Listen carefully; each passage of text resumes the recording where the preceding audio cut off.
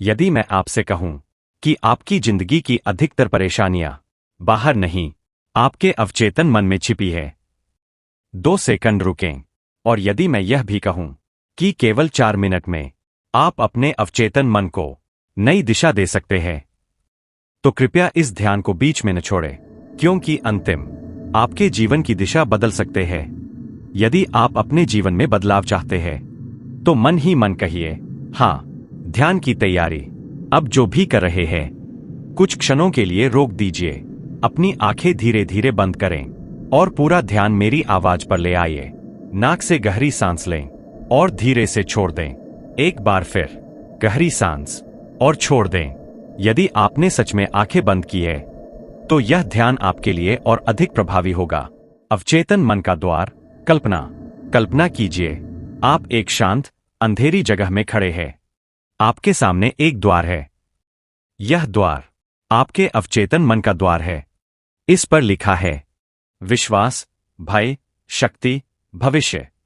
आप अपना हाथ आगे बढ़ाते हैं और द्वार धीरे धीरे खुलता है।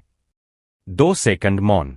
अंदर से एक शांत प्रकाश निकल रहा है, सुरक्षित, शक्तिशाली। ध्यान के बाद कमेंट में बताइएगा, आपने किस प्रकार का प्रकाश महसूस किया।